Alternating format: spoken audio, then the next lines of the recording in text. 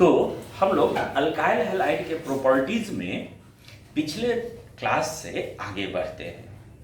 हम लोग alkyl halide के द्वारा दिखाए जाने वाले कुछ दूसरे रिएक्शंस के बारे में चर्चा कर रहे हैं। तो हम लोग चर्चा करने चल रहे हैं some other substitution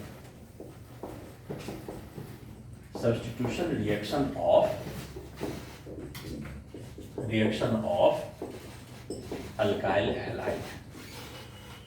alkyl halide के द्वारा दिखाया जाने वाला कुछ दूसरे सब्स्टिट्यूशन रिएक्शन। अगर हम लोग कोई अल्काइल हैलाइड ले लें और इसको हम रिएक्शन करवा दें क्या चीज के साथ, तो KSH के साथ। आप लोगों को बताए थे कि ऑक्सीजन के तुलना में सल्फर ज्यादा अच्छा न्यूक्लियोफाइल होगा। क्यों? क्योंकि ऊपर से नीचे आने पर न्यूक्लियोफिलिसिटी बढ़ता है। तो ये S माइनस K प्लस और SH का S माइनस, वो SH माइनस आकर अटैक करेगा, इनको रिप्लेस कर देगा। यहाँ पर प्रोडक्ट क्या हो जाएगा? CH3CH2SH। अरे बेटा, ये जो मॉलिक्यूल है इसको इथाइल मरकैप्टन बोलते हैं। इथाइल थायोल कॉमन सिस्टम और IUPAC सिस्टम में इसको इथाइल मरकैप्टन। आप जानते हो ना, LPG सिलेंडर में महक के लिए यही गैस, LPG सिलेंडर में जो ब्यूटेन और आइसोब्यूटेन भरा जाता है उनका अपना कोई स्मेल नहीं होता है। अगर गलती से गैस लीकेज हो जाए तो भी न पता चले, तो लीकेज पता चले इसलिए उसमें ऐसे चीज मिला देते हैं जिसका महक हो और महक से पता चल जाए, तो उसके लिए यही चीज मिलाया जाता है। अरे बेटा, KSH हो गया। अगर इसको हम लोग रिएक्शन करवा दें क्या चीज के साथ, तो इसको अगर रिएक्शन करवा दें Ag2S के साथ, Ag2S के साथ रिएक्शन करवाएंगे। Ag2S का स्ट्रक्चर कैसा?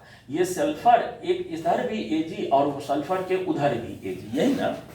एक बार ये Ag हटेगा हैलोजन के साथ लगकर, ये अल्काइल इधर, और फिर दूसरा स्टेप फिर से रिएक्शन होगा, यह Ag हटेगा और हैलोजन के साथ Ag और ये S माइनस आकर उधर। बेटा इधर क्या बन जाएगा? थायो ईथर नहीं बन जाएगा। इधर का प्रोडक्ट जो हो जाएगा वो क्या प्रोडक्ट हो जाएगा? थायो ईथर हो जाएगा इधर का प्रोडक्ट। माने यहाँ पर जो प्रोडक्ट बन जाएगा वो हो जाएगा CH3CH2S और ये हो जाएगा CH2CH3। ये ऐसा प्रोडक्ट हो जाएगा। ठीक है, हम लोग आगे बढ़े। अगला रिएक्शन जो हम लोग देखने जा रहे हैं वो बिल्कुल ऐसा ही रिएक्शन होता है, Ag2O। अरे बेटा, ड्राई Ag2O लिए हैं। Ag2O अगर जैसे Ag2S लेने से इस तरह का चीज बन गया, Ag2O लेने से क्या बन जाएगा? ईथर बन जाएगा। ईथर बनेगा, उसका मॉलिक्यूलर फॉर्मूला क्या हो जाएगा? CH3CH2O और ये CH2CH3, इस तरह का ईथर बन जाएगा।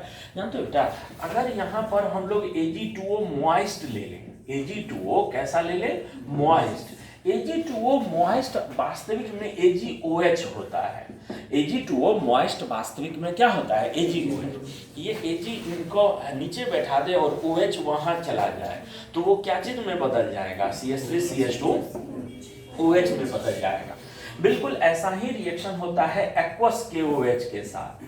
एक्वस KOH के साथ ऐसा ही रिएक्शन होता है। यह OH माइनस बैक साइड से आकर अटैक करके इनको रिप्लेस करके इसको क्या चीज में बदल देगा? इसको बदल देगा क्या चीज में? CH3CH2OH में बदल देगा। ठीक है, हम नीचे नहीं बढ़ा रहे हैं, हम इधर इसको करते चलते हैं। ये आप इसी सीक्वेंस में नीचे लिखा हुआ समझेंगे, या दो रिएक्शन अब नीचे लिख भी लेते हैं। जानते हो बेटा, अगर इसको रिएक्शन करवा दें silver salt of carboxylic acid CH3C double bond OOAG, silver salt of carboxylic acid, क्या होगा? देखो, यह Ag इनको लेकर प्रेसिपिटेट हो जाएगा और ये O माइनस आकर इस कार्बन पर अटैक करेगा। उधर प्रोडक्ट के रूप में क्या बना देगा? ईस्टर बना देगा प्रोडक्ट के रूप में। उधर प्रोडक्ट के रूप में क्या हो जाएगा? ईस्टर हो जाएगा। CH3C डबल बॉन्ड O और इधर क्या चीज? यह CH2CH3 हो जाएगा। ठीक है, अरे बेटा, इनको अगर हम लोग रिएक्शन करवा दें क्या चीज के साथ, तो इनको रिएक्शन करवा दें अगर हम लोग सोडियम एजाइड के साथ, sodium azide NaN3, sodium azide के साथ रिएक्शन करवा दें। सोडियम एजाइड के साथ ये N3 माइनस एजाइड आयन है, ये N3 माइनस यहाँ बैक साइड से अटैक करके इनको रिप्लेस कर देगा, ये अल्काइल एजाइड में बदल जाएंगे, CH3 CH2 N3 में बदल जाएंगे। अगर इनको हम लोग रिएक्शन करवा दें सिल्वर एसिटिलाइड के साथ या ऐसा CH3 C triple bond C minus, याद है ना तुम लोग को बताए थे एक रिएक्शन, कौन सा रिएक्शन जिसमें लोअर अल्काइन से हायर अल्काइन, टर्मिनल अल्काइन को हायर अल्काइन में बदलते थे।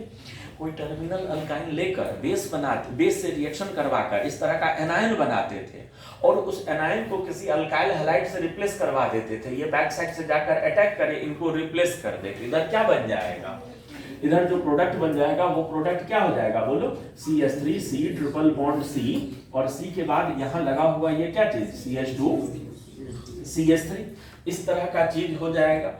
ठीक है, तो ये सब रिएक्शंस हैं जो कुछ न्यूक्लियोफिलिक सब्स्टिट्यूशन रिएक्शन थे जो कि अल्काइल हैलाइड दिखाता है। ठीक है, न्यूक्लियोफिलिक सब्स्टिट्यूशन रिएक्शन जो अल्काइल हैलाइड दिखाता है, एक बार फिर से देख लो कि HCl से रिएक्शन करवाएं, S माइनस बैक साइड से आकर अटैक, इनको रिप्लेस थायोल Ag2S या Ag2O से रिएक्शन करवाएं, यहाँ थायो ईथर, यहाँ ईथर, Ag2O मॉइस्ट या जिसको AgOH भी बोलते हैं, तो यह Ag इनको अल्काइल हैलाइड में हैलोजन को हटा देगा, OH जाकर अल्कोहल, एक्वस KOH भी अल्कोहल देता है।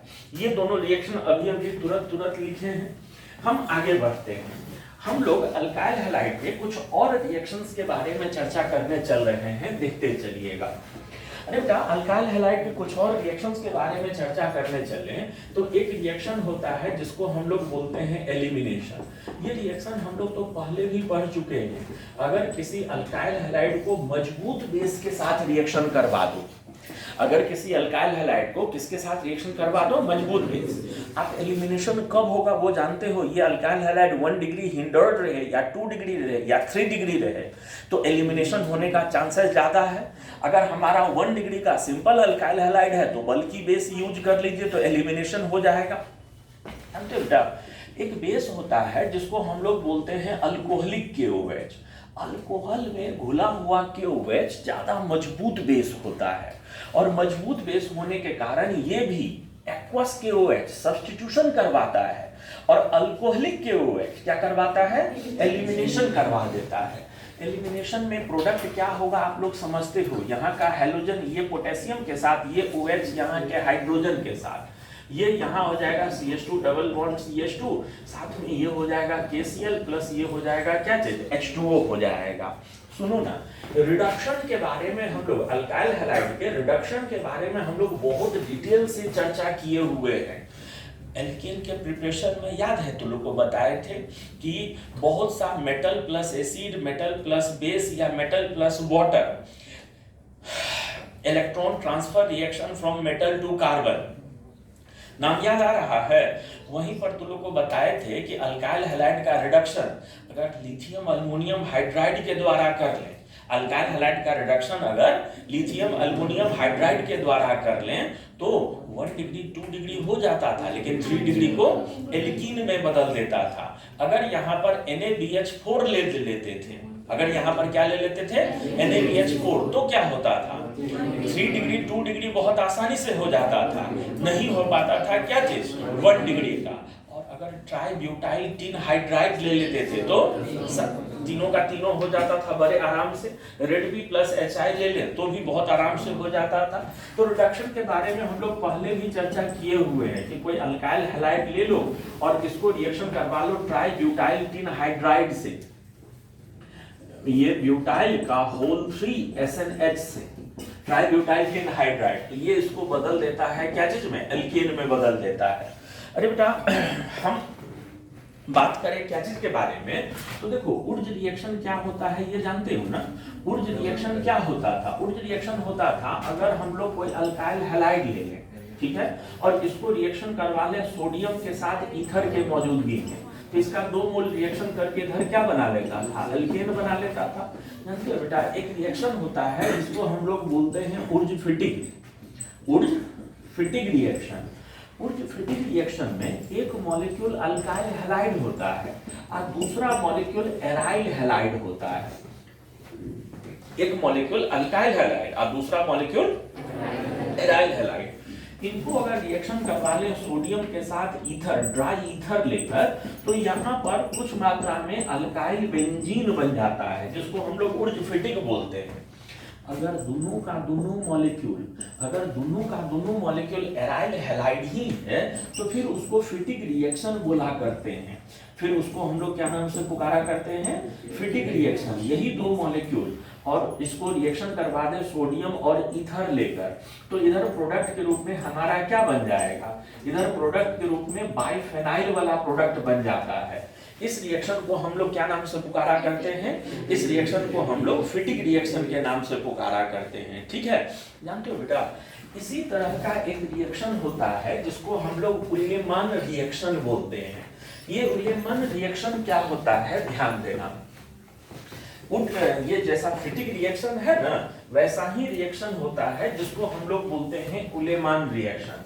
उल्लेमान रिएक्शन होता क्या है, इसको ध्यान से देखिएगा सभी लोग।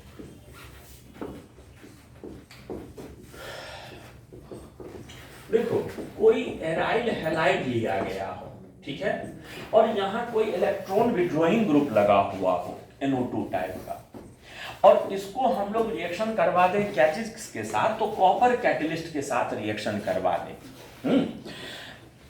कॉपर कैटलिस्ट के साथ। कॉपर कैटलिस्ट बहुत ज्यादा रिएक्टिव नहीं होता है। कॉपर कैटलिस्ट बहुत ज्यादा रिएक्टिव नहीं होता है, तो इसकी रिएक्टिविटी बढ़ाने के लिए इलेक्ट्रॉन विड्रॉइंग ग्रुप लिया गया है।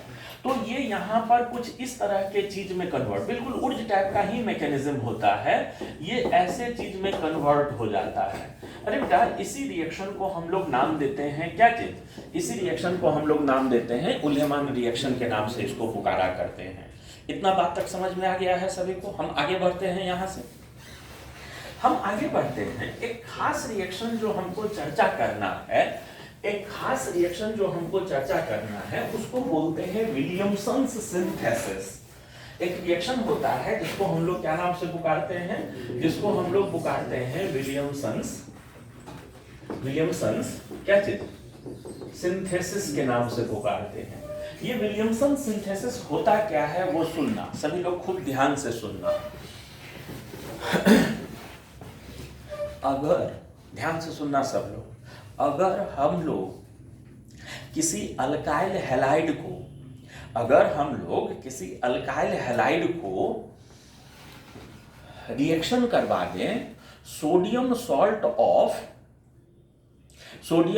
Of alkoxide base, sodium alkoxide के साथ, ठीक है, तो वह ईथर बनाने लगता है। वो वहां क्या बनाने लगता है? ईथर। इसी रिएक्शन को विलियमसन्स रिएक्शन बोलते हैं।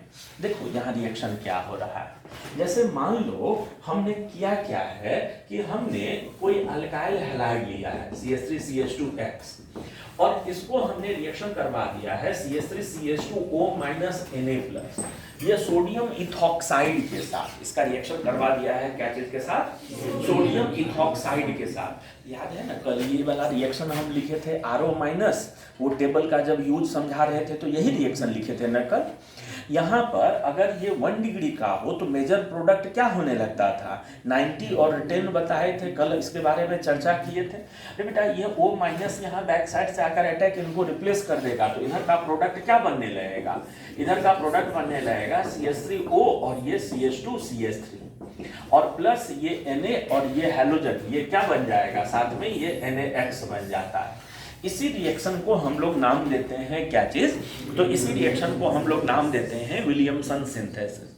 विलियमसन सिंथेसिस होता क्या है याद रहेगा? जब भी किसी sodium salt of alkoxide base को हम लोग रिएक्शन करवाते हैं क्या चीज के साथ? अल्काइल हैलाइड के साथ, तो उधर ईथर बना करता है।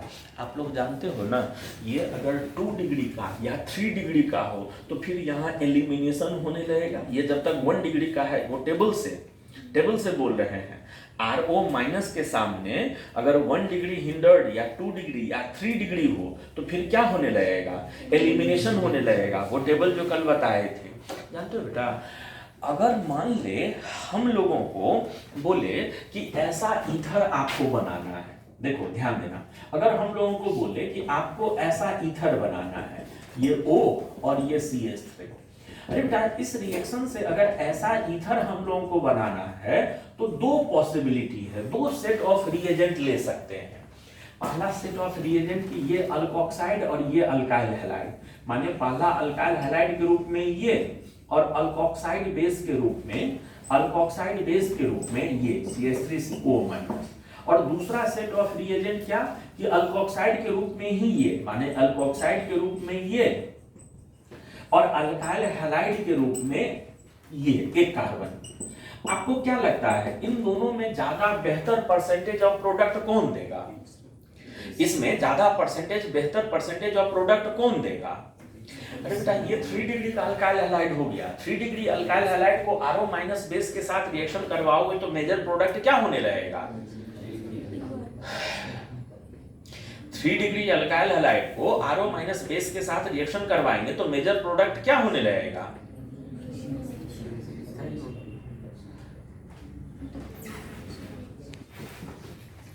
तो विलियमसन सिंथेसिस में यहां पर जो मैकेनिज्म इन्वॉल्व है वो SN2 मैकेनिज्म है, और हम लोग जानते हैं कि SN2 मैकेनिज्म में जो अल्काइल हैलाइड होना चाहिए वो as simple as possible 2 degree या 3 डिग्री का अल्काइल हैलाइड हो तो वहां सब्स्टिट्यूशन नहीं बल्कि एलिमिनेशन होने लगेगा। बेटा ये वाले रिएक्शन में हमारा अल्काइल हैलाइड 3 डिग्री का हो गया, 3 डिग्री वाले अल्काइल हैलाइड को मजबूत बेस के साथ रिएक्शन करवाएंगे तो सब्स्टिट्यूशन नहीं बल्कि क्या होने लगेगा? एलिमिनेशन। इसलिए इन दोनों में बेहतर परसेंटेज ऑफ प्रोडक्ट यही दिया करेगा, बेहतर परसेंटेज ऑफ प्रोडक्ट यही दिया करेगा। सुनना, विलियमसन सिंथेसिस में आज तक जितनी बार क्वेश्चन पूछा है आईआईटी में वो ये नहीं पूछा है कि कौन सा बनेगा, अक्सर पूछता है कि कौन सा प्रोडक्ट नहीं बनेगा।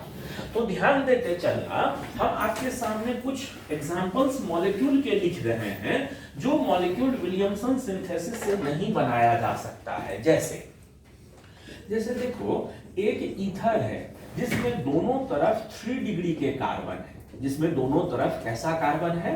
3 डिग्री का कार्बन है। ऐसा ईथर हम लोग विलियमसन सिंथेसिस से नहीं बना सकते हैं। क्यों?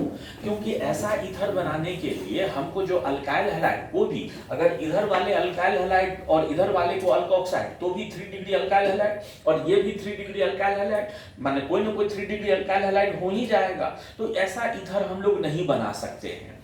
और कैसा नहीं बना सकते हैं? याद है आप लोगों को बताए थे एक बार कि अगर विनाइल हैलाइड हो तो इनका SN2 के प्रति रिएक्टिविटी बहुत खराब होता है।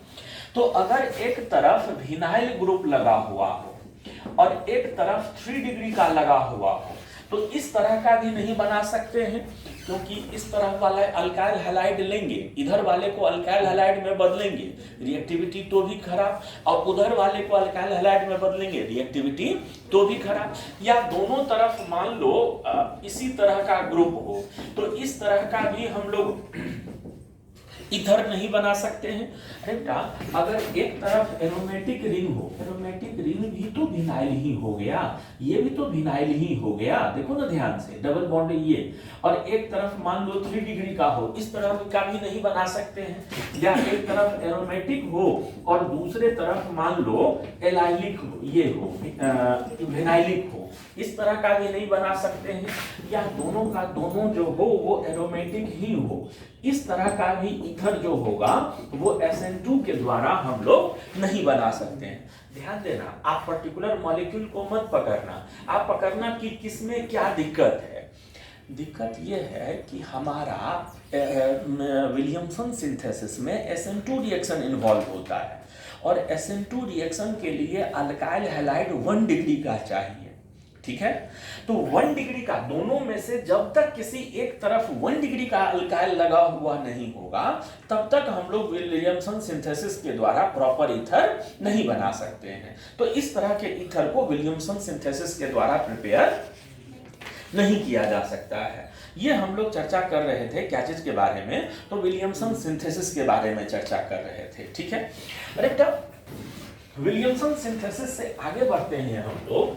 जानते हो एक ऑक्सीडेशन रिएक्शन मेरे को बताने का मन है, अल्काइल हैलाइड में एक रिएक्शन ऑक्सीडेशन का बताने को मन है।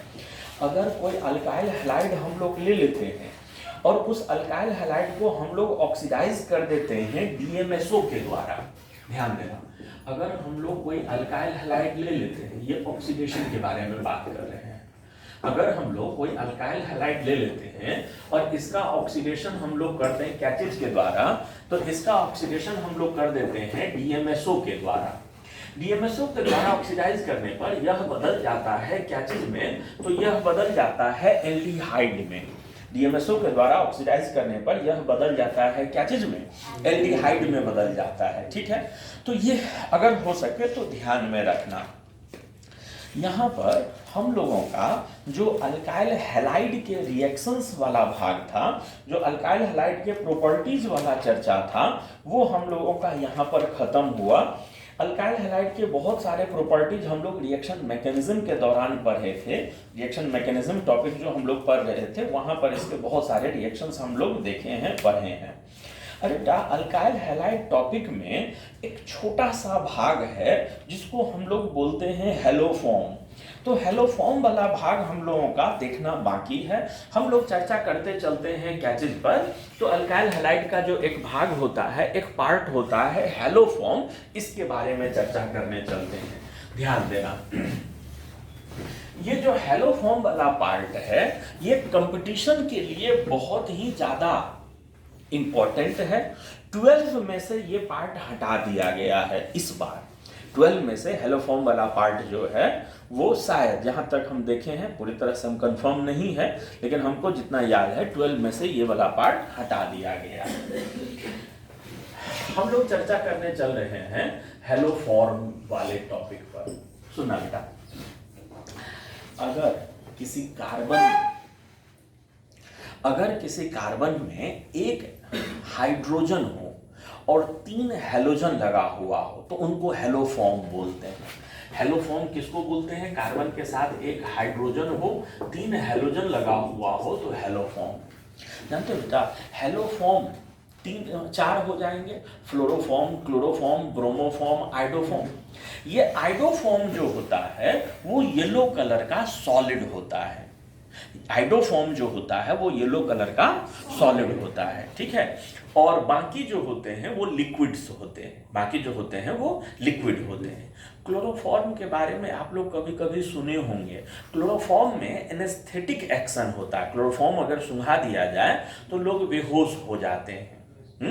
इसलिए क्लोरोफॉर्म का प्रिपरेशन, प्रोडक्शन किया जाता था बहुत से जगह पर, एनेस्थेसिया में उसका यूज होता था, है भी। हेलोफॉर्म के बारे में एक चीज बताना हमको जरूरी लग रहा है। जानते हो बेटा, अलग अलग हेलोफॉर्म में अगर एसिडिक स्ट्रेंथ पर बात किया जाए तो एसिडिक स्ट्रेंथ जो होता है वो सबसे ज्यादा होता है क्लोरोफॉर्म का। क्लोरोफॉर्म में ये वाला हाइड्रोजन हेलोफॉर्म्स में सबसे ज्यादा एसिडिक होते हैं। उसके बाद होता है फ्लोरोफॉर्म, उसके बाद होता है ब्रोमोफॉर्म, और उसके बाद होता है कौन? आइडोफॉर्म के बारे में, CH3। ये ज्यादा एसिडिक क्यों है? क्योंकि ये हाइड्रोजन हटने के बाद बना हुआ एनायन, ये हाइड्रोजन अगर हटा दे तो जो एनायन बनेगा वह एनायन स्टेबलाइज हो जाता है कैचेज के द्वारा, बैक बॉन्डिंग के द्वारा, GOC में बताए हुए हैं। ये माइनस चार्ज क्लोरीन के वैकेंट डी ऑर्बिटल में शिफ्ट होकर बैक बॉन्डिंग के द्वारा स्टेबलाइज करवा दिया जाता है। इसलिए फ्लोरोफॉर्म के तुलना में भी क्लोरोफॉर्म जो होता है वो ज्यादा एसिडिक हुआ करता है। अरे बेटा, हम चलते हैं हेलोफॉर्म के मेथड ऑफ प्रिपरेशन और प्रॉपर्टीज पर चर्चा करने के लिए, इनके मेथड ऑफ प्रिपरेशन और प्रॉपर्टीज पर। तो सुनो ना, अगर हम लोग एक्चुअल में बात करें तो क्लोरोफॉर्म बनाने का मेनली 2 मेथड, जो लैब में हम लोग क्लोरोफॉर्म बनाते हैं या लार्ज स्केल पर भी जो क्लोरोफॉर्म बनाते हैं, वो 2 तरीका मेन है।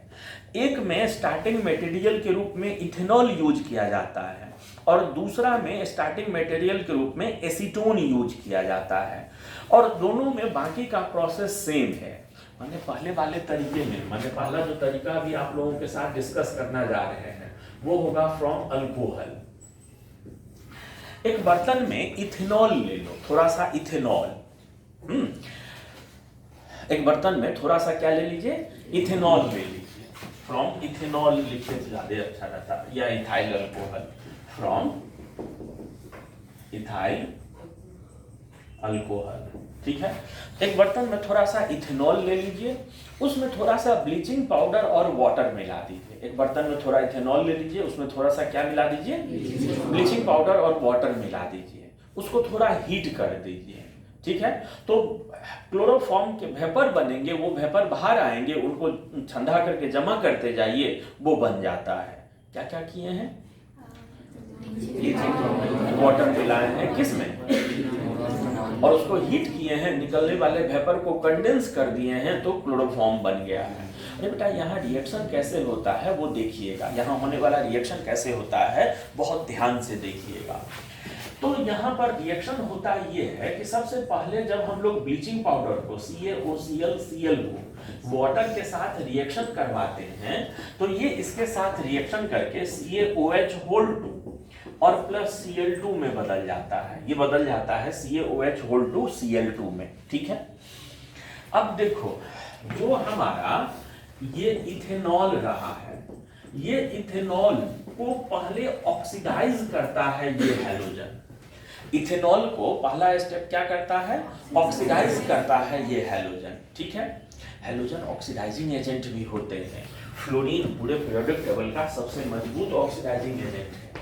ये हैलोजन इसको ऑक्सीडाइज करेगा, तो करेगा कैसे, तो जानते हो होता क्या है, जो दो क्लोरीन है उसमें एक हाइड्रोजन यहाँ का और एक हाइड्रोजन यहाँ का, वो दो HCl बन जाएगा, और दोनों जगह से एक एक हाइड्रोजन हटने के कारण यहाँ फिर क्या आ जाएगा, डबल बॉन्ड आ जाएगा। माने ये हो जाएगा CH3 C double bond OH और प्लस ये हो जाएगा क्या चीज, 2HCl हो जाएगा। अरे बेटा, ये हैलोजन का पहला काम हुआ। हैलोजन का दूसरा काम क्या होता है जानते हो, हैलोजन का दूसरा काम होता है जो अल्फा वाला कार्बन है, जो यहाँ अल्फा वाला कार्बन है, उसको हाइड्रोजन हटाकर वहां हैलोजिनेशन करवाना। हैलोजन पहला काम अल्कोहल को ऑक्सीडाइज करता है, और दूसरा काम क्या करता है, अल्फा हाइड्रोजन को रिप्लेस करके हैलोजन। आखिर अल्फा हाइड्रोजन रिप्लेस कैसे होता है वो देखना, जानते हो, खूब ध्यान से सुनना है इसको। ये CH3, ये CH3 और C डबल बॉन्ड OH। अरे बेटा, हम लोगों ने जब ब्लीचिंग पाउडर में वाटर मिलाया था तो एक बेस बना था, ये अल्कली बेस, अब प्लस एक हैलोजन बना था। ठीक है, हम लोग जानते हैं कि टॉटोमेराइजेशन एसिड कैटलाइज भी होता है और बेस कैटलाइज भी होता है। बेस कैटलिस्ट के मौजूदगी में यह जो एल्डिहाइड या कीटोन है, यह जो एल्डिहाइड है वह टॉटोमेराइज होगा। ये टॉटोमेराइज होगा तो टॉटोमेराइज होकर क्या चीज में बदल जाएगा, CH2 डबल बॉन्ड CH और ऊपर में क्या चीज OH, ये हो जाएगा।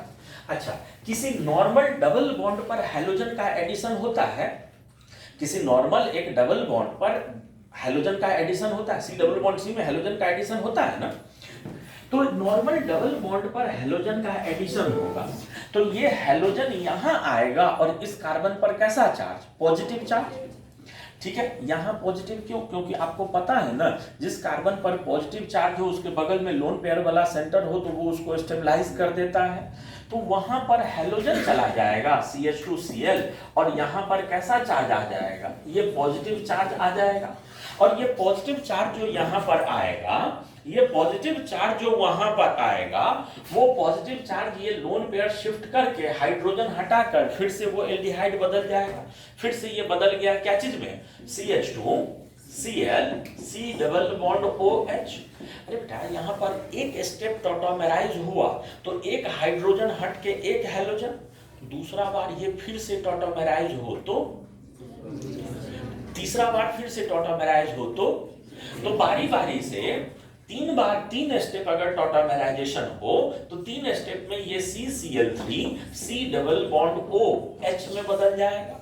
बात समझे, बेस ने टॉटोमेराइजेशन होने में मदद करके डबल बॉन्ड डेवलप करवाया, हैलोजन ने वहां एडिशन करता चला गया, तो इस तरह से वो इसमें बदल गया है। जानते हो ये जो मॉलिक्यूल आपके सामने बना है ना, ये ट्राइक्लोरोएसिटल्डिहाइड, ये कौन सा मॉलिक्यूल है? इसी को क्लोरल पुकारते हैं, इसी का नाम होता है क्या चीज?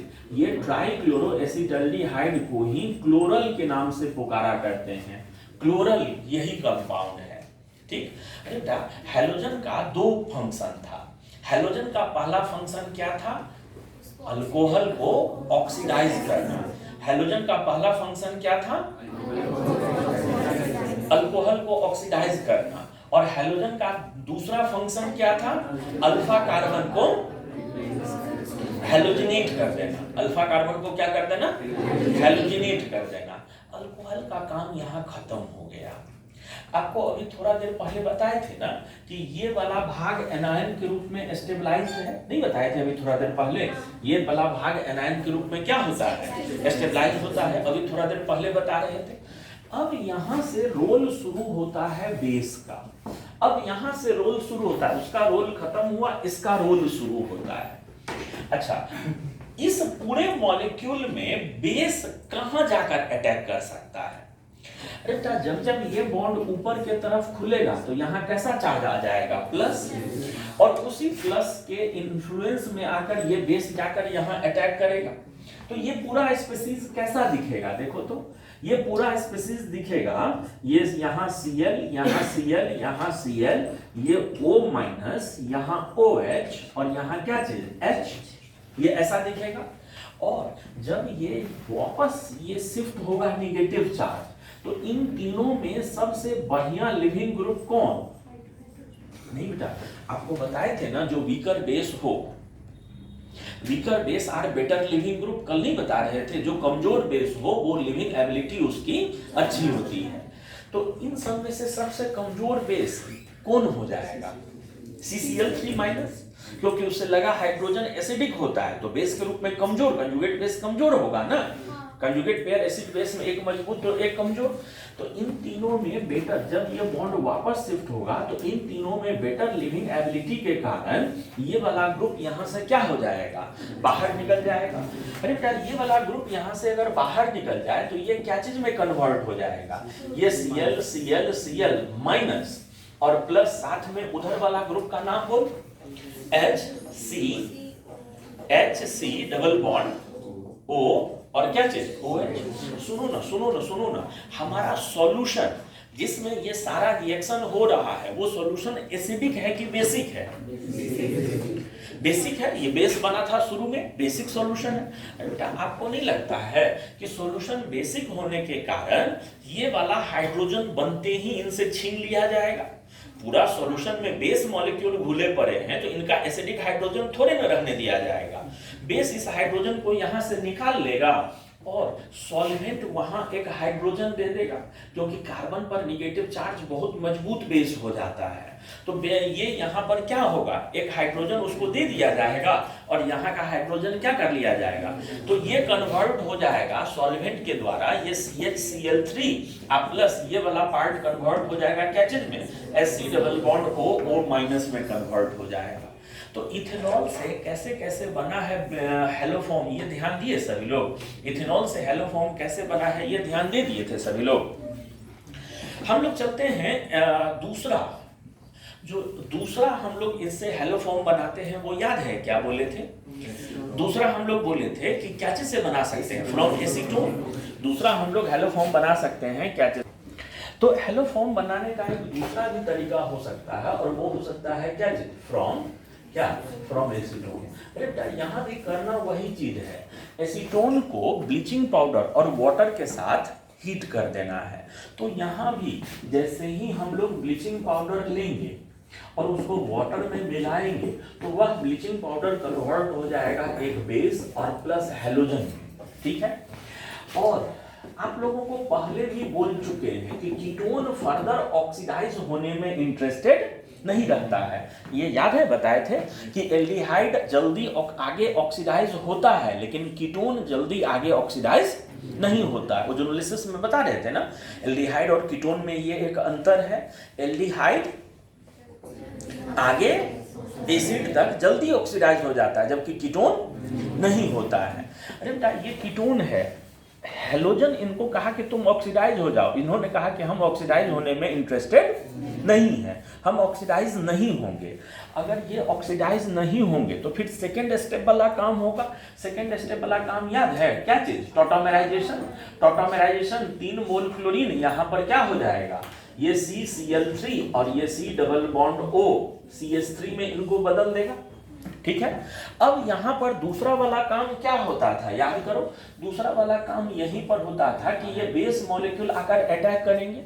बेस मॉलिक्यूल आकर अटैक करेगा तो ये हो जाएगा CCl3 CO- यह OH और ये हो जाएगा क्या चीज, CH3। अब ये O- अगर यहाँ रिप्लेस हो जाए, ये यहाँ से बाहर निकल जाए तो ये क्या चीज में बदल जाएगा, CCl3- प्लस वो क्या चीज में बदल जाएगा, CH3 C double bond O और उधर क्या चीज, OH। अरे बेटा फिर से सॉल्वेंट इसको एक हाइड्रोजन देकर CHCl3 और उसका हाइड्रोजन छीनकर उसको कार्बोक्सिलेट, एक एसिड से कार्बोक्सिलेट आयन में बदल दिया जाएगा। तो एसीटोन से इस तरह से हम लोग ये सारा काम कर सकते हैं। अब हम कुछ कंक्लूजन बोलने चल रहे हैं, बहुत ध्यान से सुनिएगा, खास तौर पर मेडिकल वाले लोग और मेंस में जिनको एग्जाम देना है। हम अभी 4-5 पॉइंट बोलेंगे, उन पॉइंटों को बहुत अच्छे से मन में बैठा लीजिएगा। मन में अगर कोई क्वेश्चन हो तो जरूर सामने रखिएगा, ध्यान से सुनते चलना। सबसे पहला बात, ब्लीचिंग पाउडर और वाटर का फंक्शन क्या है। दोनों जगह ध्यान से देखोगे तो ब्लीचिंग पाउडर और वाटर का फंक्शन है एक बेस और हैलोजन बनाना। तो मेरा पहला पॉइंट कहना है कि हम लोग अगर बाहर से बना बनाया बेस प्लस हैलोजन अगर दे दें तो भी हेलोफॉर्म रिएक्शन हुआ करेगा। ब्लीचिंग पाउडर और वाटर लैब में आसानी से अवेलेबल होता है इसलिए वो मिलाते हैं। अगर ब्लीचिंग पाउडर अवेलेबल नहीं है तो आप एसीटोन या इथेनॉल को बाहर से हेलोजन प्लस बेस मिला दें तो भी ये रिएक्शन हुआ करेगा। ठीक है, जानते हो बेटा दूसरा बात क्या है? दूसरा बात ये है कि यह रिएक्शन यूज किया जाता है, इस रिएक्शन का यूज किया जाता है यह पता लगाने के लिए कि किसी भी मॉलिक्यूल में CH3 C double bond O वाला ग्रुप मौजूद है कि नहीं। आप ध्यान से सुनना, अगर किसी मॉलिक्यूल में डायरेक्टली ऐसा ग्रुप हो जो कि यहाँ पर है एसीटोन में, या ऑक्सीडेशन के बाद ऐसा ग्रुप डेवलप होने का चांस हो जो कि इथेनॉल में है, इथेनॉल का एक स्टेप ऑक्सीडेशन हुआ तो ऐसा ग्रुप यहाँ डेवलप हो गया। तो अगर किसी मॉलिक्यूल में डायरेक्टली ऐसा ग्रुप हो या ऑक्सीडेशन के बाद ऐसा ग्रुप डेवलप होने का चांस हो तो ऐसे जितने भी मॉलिक्यूल होंगे all of them will able to show haloform test. वो लोग कौन सा टेस्ट दिखाएंगे? हेलोफॉर्म टेस्ट दिखाएंगे। बेटा एक बात आपको थोड़ा देर पहले बताए थे कि आइडोफॉर्म जो होता है वो येलो कलर का सॉलिड होता है। अगर हम हेलोजन के रूप में आयोडीन ऐड कर दें बेस मिलाकर तो बाहर से देखने पर टेस्ट ट्यूब में तुरंत पता चल जाता है कि हेलोफॉर्म रिएक्शन हुआ है कि नहीं हुआ है। अगर हम लोग एसीटोन ले लें, हेलोजन के रूप में आयोडीन ले लें और थोड़ा बेस मिला दें, आइडोफॉर्म कैसा होता है याद है ना, तुम लोग को बताए थे, येलो सॉलिड होता है। तो अगर आयोडीन हेलोजन के रूप में लिए हुए हैं, हीट करेंगे तो टेस्ट ट्यूब के नीचे में क्या हो जाएगा? येलो कलर का पीपीटी बैठ जाएगा। तो आइडोफॉर्म टेस्ट यूज किया जाता है इस ग्रुप को पहचानने के लिए। और आइडोफॉर्म टेस्ट या हेलोफॉर्म टेस्ट कौन मॉलिक्यूल दिखाएगा? आइडोफॉर्म टेस्ट या हेलोफॉर्म टेस्ट कौन मॉलिक्यूल दिखाएगा? तो वो मॉलिक्यूल दिखाते हैं जिनमें पहले से ये ग्रुप हो या ऑक्सीडेशन के बाद ये ग्रुप डेवलप होने का चांस हो, तो वो मॉलिक्यूल ये टेस्ट दिखाते हैं। ठीक है, अब देखो हम थोड़ा सा डिटेल में चलते हैं, कौन कौन सा मॉलिक्यूल ये टेस्ट दिखा सकता है। अरे बेटा कौन कौन सा मॉलिक्यूल ये टेस्ट दिखा सकता है, उसके डिटेल में अगर हम चलें तो सुनते चलना। सबसे पहले क्या चीज, तो सबसे पहले में जितना अल्कोहल में, सबसे पहले अल्कोहल में इथेनॉल ये टेस्ट दिखाएगा, क्योंकि इथेनॉल में ये CH3 CH2OH है और ये OH ऑक्सीडाइज होगा तो C डबल बॉन्ड O में बदल जाएगा, तो इथेनॉल ये टेस्ट दिखाएगा।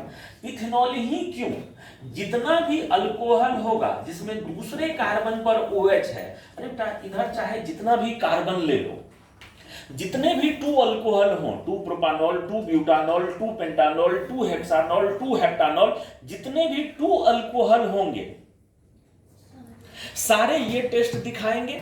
क्यों, क्योंकि दूसरे कार्बन पर अल्कोहल होने का मतलब इनका जैसे ही ऑक्सीडेशन होगा ये क्या चीज में कन्वर्ट हो जाएंगे, CH3 C डबल बॉन्ड, इधर का चेन चाहे जितना भी बड़ा हो।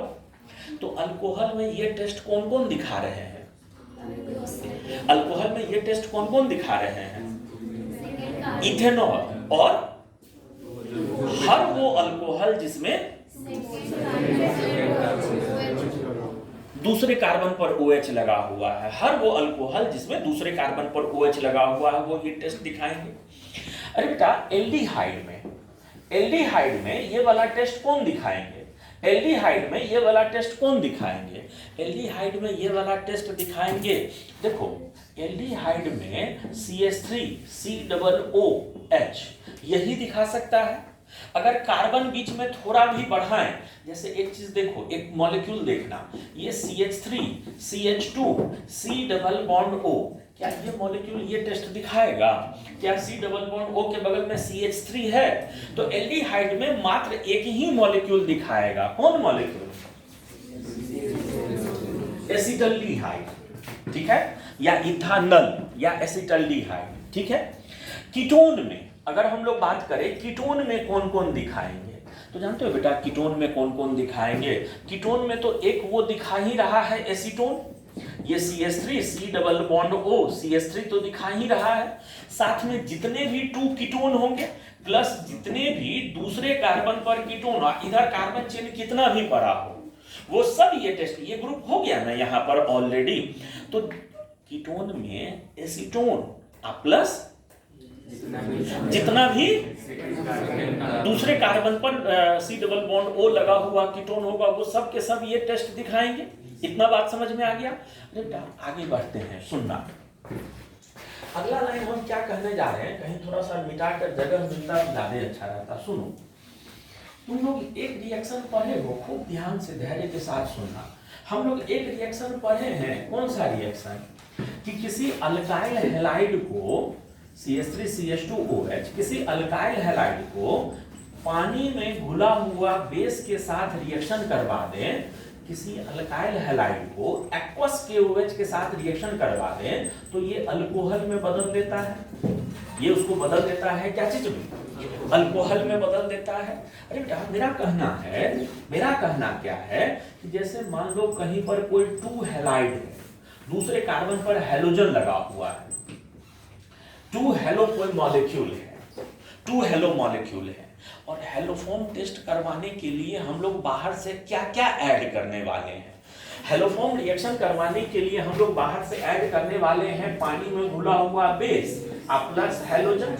ये पानी में घुला हुआ जो बेस है ये इस तरह के अल्काइल हैलाइड को इस तरह के अल्कोहल में नहीं बदल देगा, बाहर से नहीं। हेलोफॉर्म रिएक्शन करवाने के लिए जो रिएजेंट हमको चाहिए, जो रिएजेंट हमको ऐड करना है, वही रिएजेंट इस अल्काइल हैलाइड को नहीं बदल दे रहा है क्या चीज में, इस तरह के अल्कोहल में। और एक बार जब इस तरह का अल्कोहल बदल गया तो वो ये रिएक्शन बड़े मजे से दिखा जाएगा। बोल हाँ।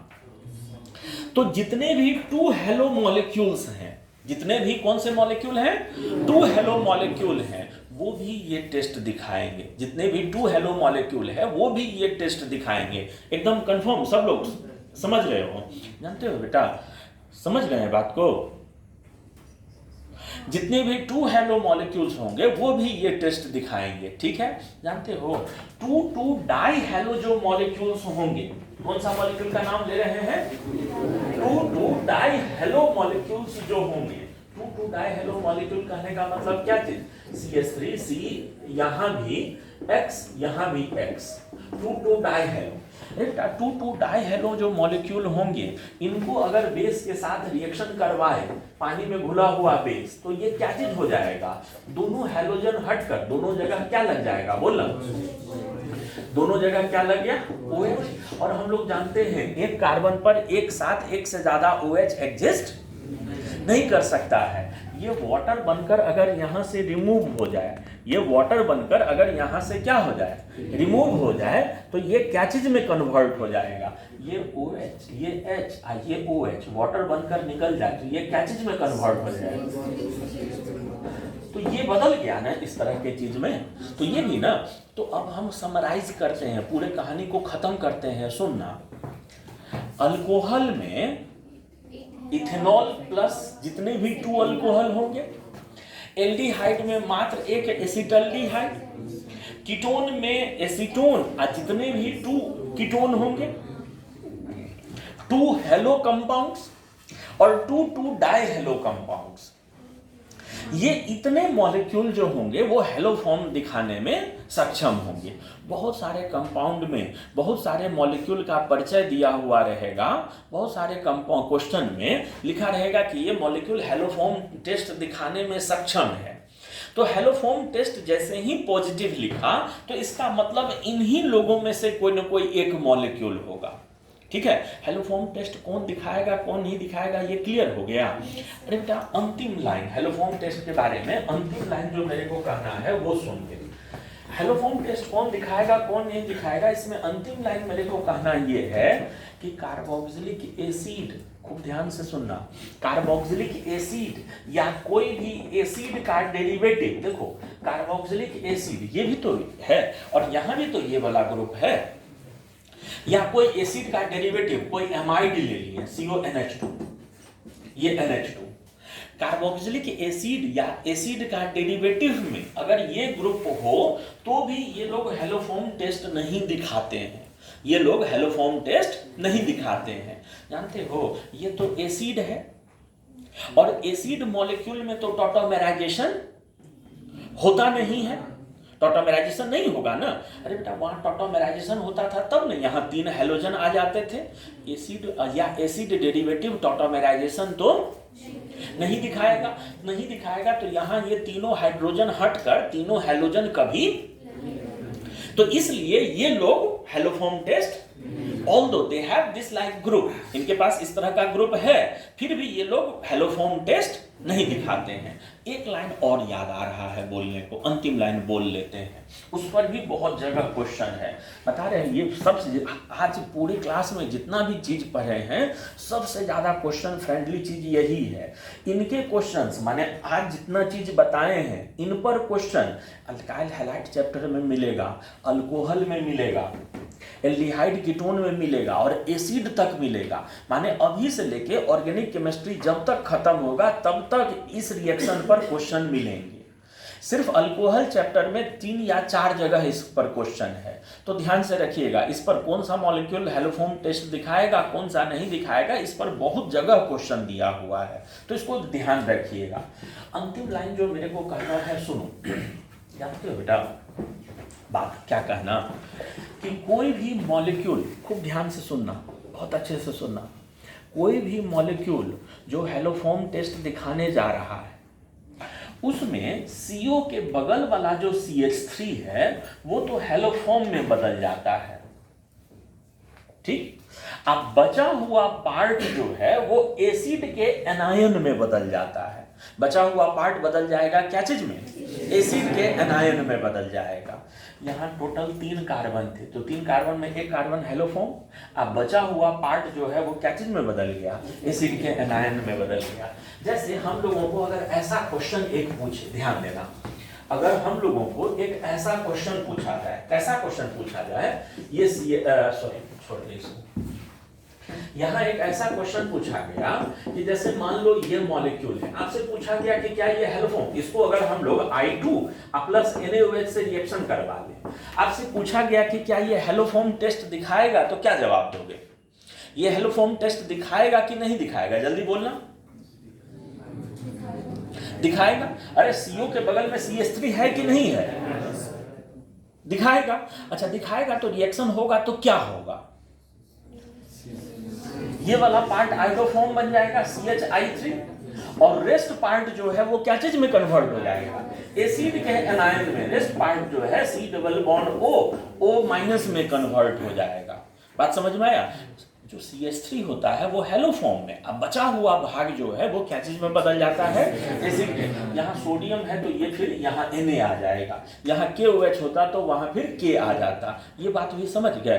तो ये हम लोग चर्चा कर रहे थे हेलोफॉर्म के प्रिपरेशन के बारे में।